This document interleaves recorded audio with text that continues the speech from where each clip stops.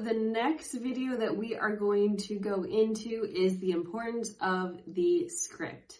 You most likely will learn about this as you go through your remote online notary state training. So the state approved training that you have to go through will talk to you about the script. But in most cases, as the notary, you have to ask a series of questions to the signers where you get a verbal yes in order for you to continue.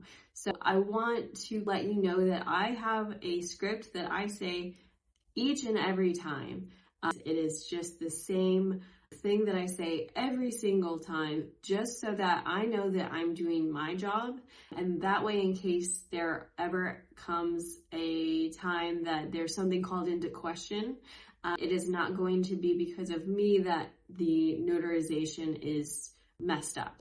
There is always that option of, if I forgot to ask something, they could say, no, this notarization is invalid. I do the script every single time. I wanted to give you a little bit of an example of what it looks like. I have it where it's a split screen. So I have my notarization platform on one side, and then I have my script on the other. And then I basically just introduce myself, have them identify themselves, and then go through the whole entire script. I wanted to give you a little bit of a heads up of what it looks like, where I'm just saying it. I would recommend that you do this a couple different times, because when you're first starting, it sounds like it feels weird to say. Now it doesn't as much, except for right now when I'm having to say this out to you and there's no one else. But I would definitely say it in front of a mirror. I would definitely say it to friends and family. And then I would definitely make sure that I'm saying it in the mock session. We're gonna jump right into it.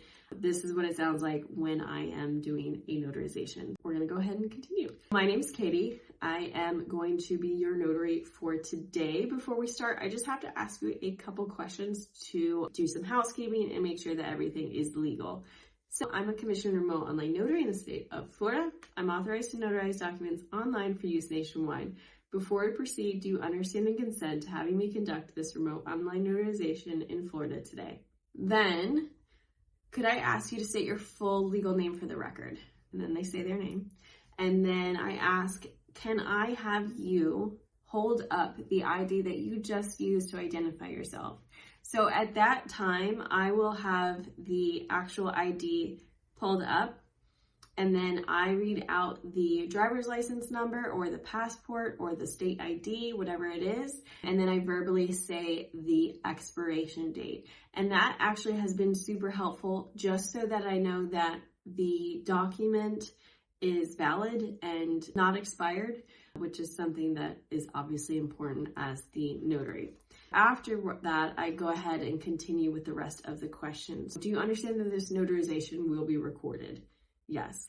Are you participating in today's notarization of your own free will? Yes. Do you fully understand the contents of the document you're about to sign?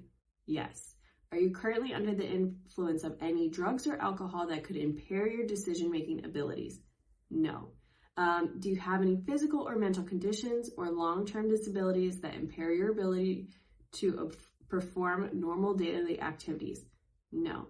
Do you require any assistance with daily care? No. Do you agree to use an electronic signature to sign the document today? Yes.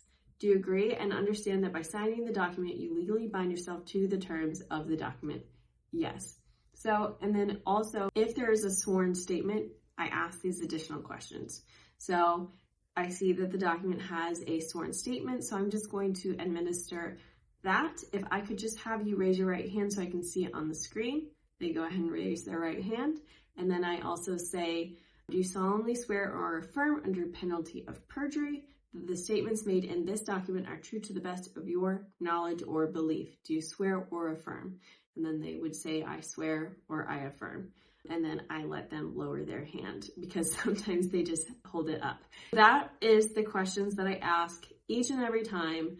You want to make sure that you are looking up your own state guidelines to make sure that there is nothing that you are missing. You can go ahead and change it for however you want to make sure that it is legal within your own guidelines. But that is the script. That is what I use each and every time. You want to just make sure that there are some parts that you can kind of change up and make your own, and there are some parts that are non-negotiable. And for the most part, I think in every state that is a non-negotiable. So make sure that you are keeping track of that and make sure that you are doing that each and every time. Thank you.